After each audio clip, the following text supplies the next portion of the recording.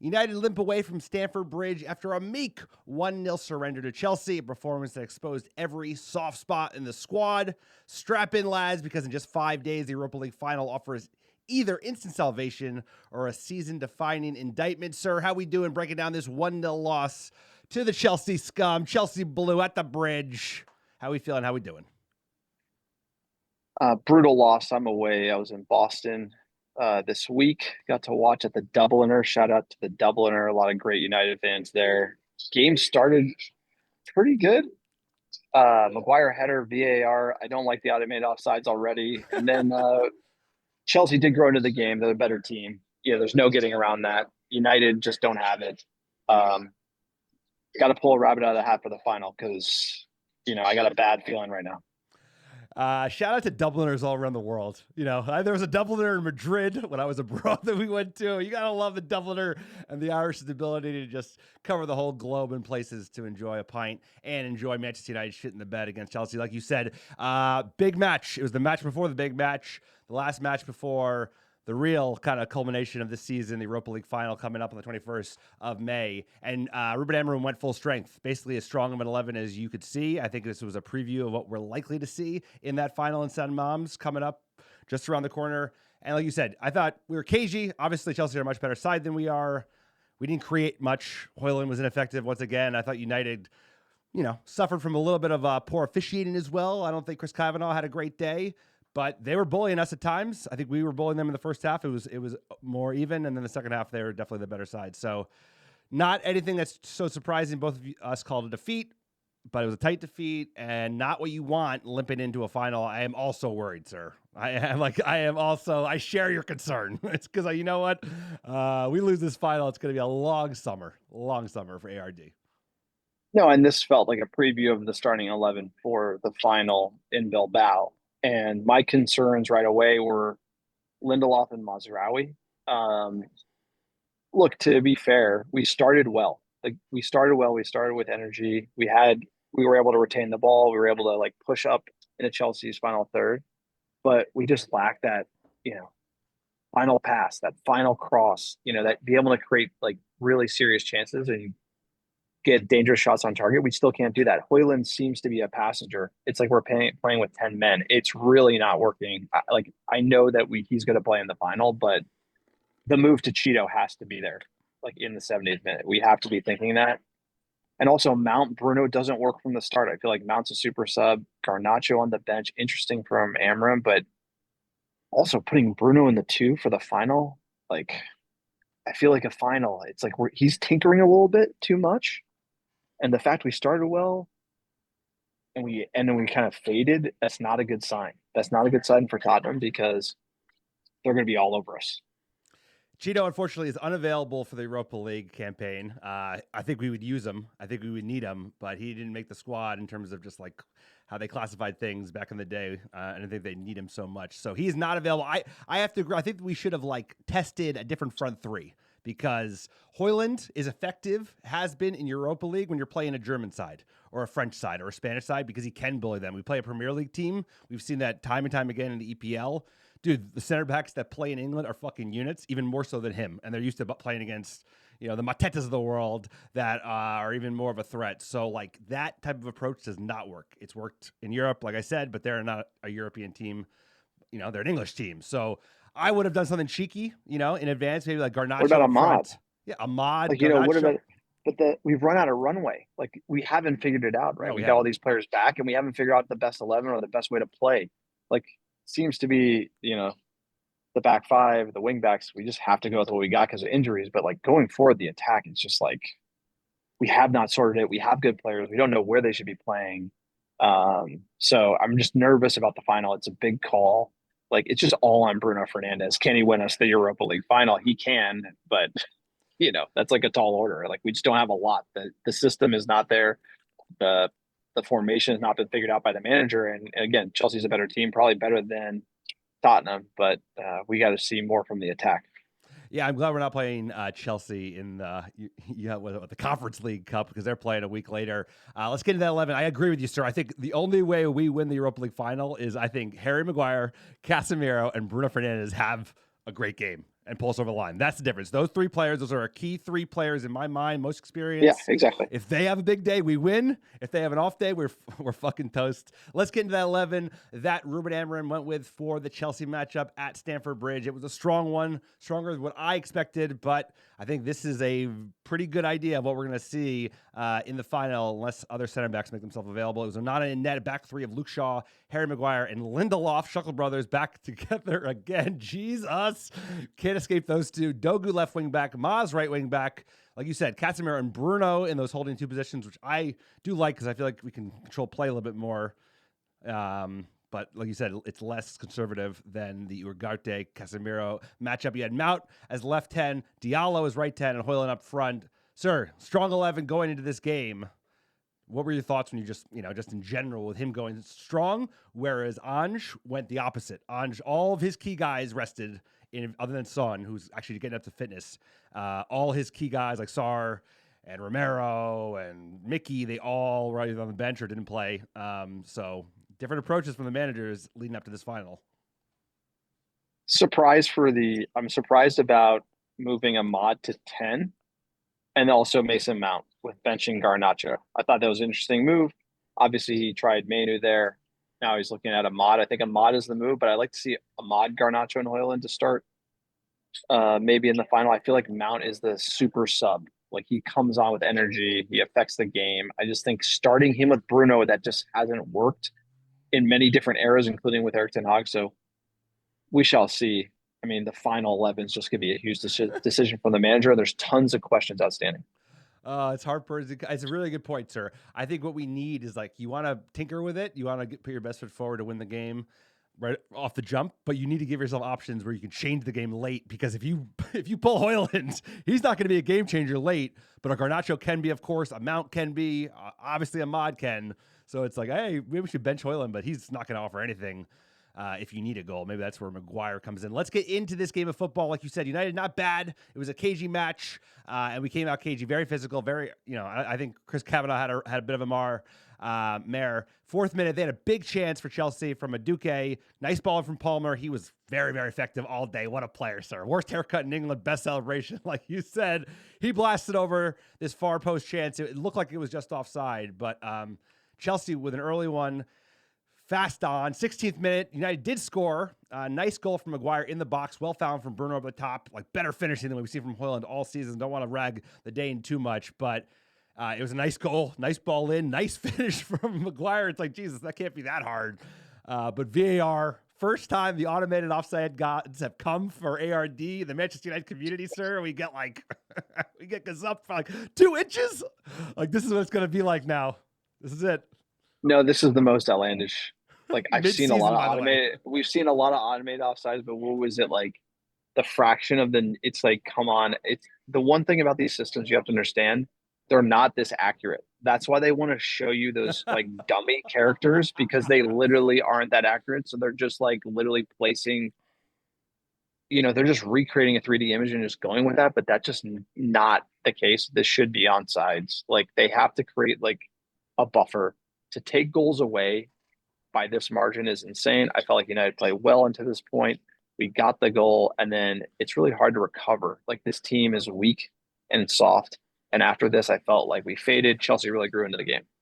No, they did. I think because, we've had such a difficult time scoring. I mean, that's the biggest issue you want to fix this United team. I know the defense has been all over the place, but really goals would go a long way. So you get a goal, and then it's that marginally offside. It feels like a bit of a backbreaker. Last big chance they have was 24th minute. Reece James was probably their player of the day. He hit the post, outside the post with a beautiful strike. Beautiful strike. Yeah. Hit the ball very When was nicely. Last time you saw a United player rip that like off the bar? Like Been a minute. That was halftime. So I think United would be happy with that half. We were much more in control in the first half than we were in the second. But in the second half, they grew into it, sir. They grew into it. And a big early chance for Mason Mount in the 51st minute. He slipped as he was striking the ball, but it was nice linking up play between him and Amad Diallo, so that was just encouraging. I think you're onto something, though. I think he's maybe not ready to start, even though that energy level for the final would be nice. 61st minute, Chelsea were somehow awarded a penalty. Onana actually did all right here, got the ball. This speaks to Kavanagh's day. VAR bailed out Kavanaugh, but this is it was a dive, borderline. It was definitely not a pen. Still Yes, Onana was vindicated here, but given the position of where the player was, that being that aggressive was not needed from Onana, Agreed. especially in a nil-nil situation. Like I just felt like he was kind of in no man's land. Like it was just like way too aggressive of a play where the game was, and like he was inches away from actually having a pen. He got there, credit to him, but it's just like again, I feel like, oh no, Onana. Yeah, he didn't make any error, but I agree. It's like it's very, it's a very all or nothing type challenge that I don't know if it needed to, given the space there was in goal and the fact that kid was like a, youngin.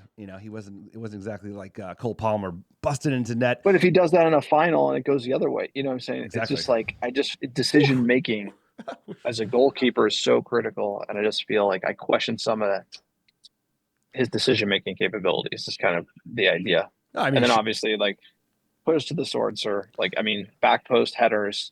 We lose to Tottenham, it'll be this exact same play. Yep. Ugarte and Garnacho came on for Casemiro and Mount. Maybe those two will be starters. We'll see. And then, like you said, 71st minute, Chelsea got their goal from a very unlikely goal scorer. Jeez, this reminded me of all season conceding these back post goals. With a pirouette and a cross, and Cucurella! One full back to the other, and Chelsea have a press.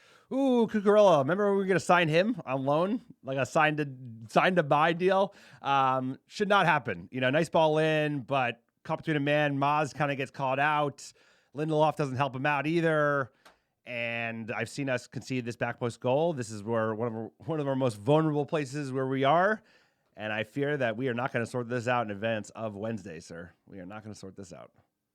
Yeah, and tactically, this is part of Amorim's system. When you look at like the final center back in the three, either right or left side, and then the wing back covering that post, and it's like Lindelof gets pulled up, right, and then Maz has to be on this player and isn't.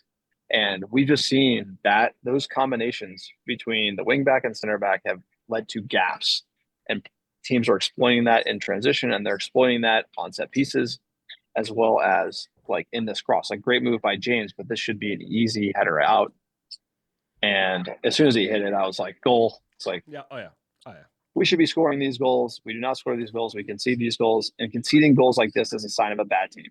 It's a sign of a bad team because I know what's happening. Like you can watch it unfold, and we're not wise to the danger. This is the type of chance you got to be able to stop 90% of the time. Especially like if it's Holland. It's fucking 6'4" Norwegian. This is fucking little Spanish Cucurella, 5'8", 5'9", bro. Like, can't back happen. Post unmarked. Like, I mean, it was a great ball. But there's got to be somebody on him. No. It was a great ball, but like you said, somebody's got to be there because that's textbook football these days. It's like that City kind of engineered that over the last decade, which is like cut back post, somebody there to like head it home. They scored dozens. Having of goals like a midget. Us.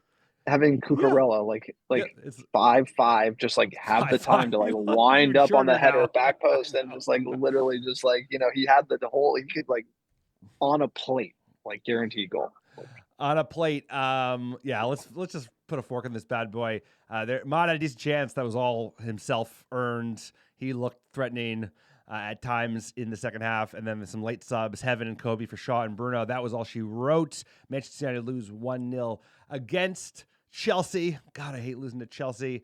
They had 11 shots to our 4. They had 3 on target to our 1. We did edge them in possession, 54% to their 46. Somehow we had 6 yellow cards and they had 0 until they got a 1 for time wasting at the end. I thought Kavanaugh did not have a good game, and we sit somehow because Villa beat Spurs, so we're still ahead of them. Somehow, this is truly turning out to be the battle of the bastards in advance of Wednesday's final. Let's hear from Ruben Amorim. What's he got to say? Poor bastard. Fucking what a job. Come on in. You want to be bench today, coach? Now or never. Now or never. Let's hear from him. No, we have to. We have full knowledge of that. We already talked about that. Nothing is going to change this season. The best way is to prepare the final, trying to win a trophy this season and prepare the next one.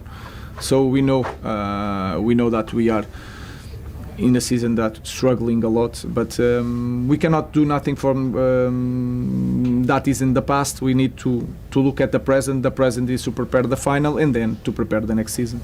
After the goal, it looked like Harry Maguire and Bruno Fernandes weren't happy with Alejandro Garnacho. He's defending. Do you think the timing of the substitutions that had a bearing on the goal because it seemed like Chelsea struck quite quick? No, of course. Casemiro and Mason Mount just come off to and also Luke Shaw then to protect them to the final. That was the thinking, was the final, because we need to make a choice, and them fighting for when we suffer a goal. I think that is a good thing. So good sign.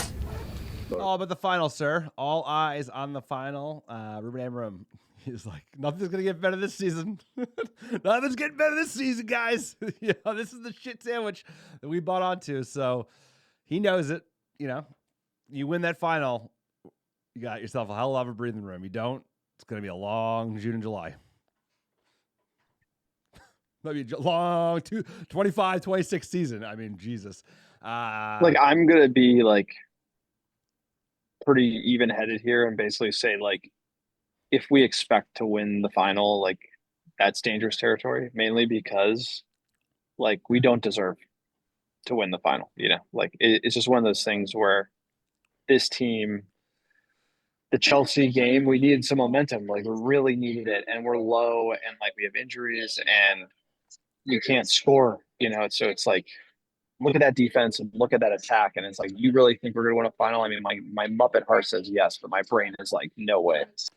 No, I think both my heart and my brain are saying no. The only C is big time. We have bigger time players in the moment. If they bail us out, Bruno, that's it. Bruno, Magoo, big Casemiro, one of those guys in the box. That's our only chance. Chelsea, they busted us on XG more than almost a point more, 1.22 to ours, 0.29. So we weren't that bad at controlling them, but we created nothing going forward. We were so ineffective at moving the ball off the pitch. Like you said, fucking Højlund was a passenger. I would have liked to see Cheeto in this game, get him some minutes, but I think he's trying to will Rasmus Højlund into some form, which does not look like it's going to happen anytime soon, sir. But that's it. Manchester United lose again. Most times we've lost since we got relegated in the early 70s, 18 times. Not something you want. So I'm getting yelled at about an Abu Dhabi flight here. This guy's he's yeah. Is anyone going to Abu Dhabi? John's in Boston. You want to go to Abu Dhabi? We've been. I'm probably good. No, I'm good. Summer in Abu Dhabi, probably not. But look, I think we should just wrap this up. I did not tweet out the fan questions. My bad to everybody who responds, but I can only imagine it's the nerves for the final. Are they high? Are they low, sir? They're high, bro. Talking about Europa League. Tell us about the pod, sir. How can they support the pod? It's been a hard year for ARD. No. So what do you let's just talk about the final. Who's your starting 11 for the final? Right now. It can change, but right now. Starting 11 is not dissimilar today. I am dropping Mount, putting Bruno up front because we need to we did not let them score. So I'm going to put Ugarte, and especially if you have fucking, what's his face? If you have Lindelof, you need to play the double teeth, which is not going to get you a lot going forward, but that helps prevent a goal. So I would play that. And then you're banking on either Euro or De Ligt being fit. If you're starting Lindelof, we're in trouble, brother. We're in real trouble. So that's kind of my subs. I don't think Garna's going to start because I think Bruno's going to push up. I don't think he's going to drop Højlund, even though I'd like him to. And I think he wants those threats off the bench. So what are you thinking for your 11? Obviously, we're going to do a preview, a big one coming up in the next couple of days. But I think Delo was on turf, but he's not going to make it. Probably not. But for me, the real concern, Lindelof isn't a problem on it. We know that he famously Villarreal, the goal the goal that was conceded that got us extra time, right, was Lindelof over the shoulder header, So, but the right wing back Mazraoui doesn't look like himself, and whoever you put there, even with Euro, it looks shaky because Maz just looks off, and we have nobody else, and that's gonna be that. I feel like any team that sees Maz Lindelof is gonna attack the left-hand side of the pitch. And guess who's going to play there? Son in the final. So that's going to be extremely nervy. Kulusevski's out for Tottenham, so I think that's a benefit. But for you, I got to go with, you got to put Armand, Garnacho, and Holland in. Højlund. And I think you put Bruno, Højlund, the poor man's Holland, yeah. And I think you got to put Bruno in the 2. The 2. With I think he's Cass? going to start Ugarte. I think he's going to start Ugarte, Casemiro, and then it's going to be Bruno. It should be Bruno, Ahmad, and Højlund. And if you wanted to get crazy, which you won't, would be Bruno, Ahmad, Garnacho, and I think that would actually be the most interesting attack. It'd be have Bruno false 9. Yep. You know, That's kind of with, Garnacho like, them- and Ahmad them just holding running the the pace. them holding the width, and then Bruno kind of playing like a little just a touch deeper, trying to get them in behind. I think that'd be interesting because Tottenham's going to press on, and it's like if Bruno can get on the ball and like route 1 Ahmad, route 1 Garnacho on the left hand side with Ahmad on the right, I think it'd be a dangerous combination. So we have to be looking to counter Tottenham. But we'll get you the preview podcast tomorrow when I get back to the Bay Area. So you want to tell them about ways to support? Check out American Red Devils. Like and subscribe on our YouTube channel at American Red Devils. It goes a long way to keep an ARD afloat. It's been a hell of a year, and we've got the finest fans in the world. We appreciate all of you. Couldn't do it without you. So check out our YouTube channel. Check out our Patreon, patreon.com/American Red Devils. It's a great way to support the pod. Goes an extra mile, keeping the lights on at ARD. Lots of special benefits as well. If you want some merch, check out the store. americanreddevils.store. We've got this Viva Garnacho scarf, which is perfectly designed, absolute hitter from John, as well as my favorite, the Munich Air Disaster scarf, also designed by John.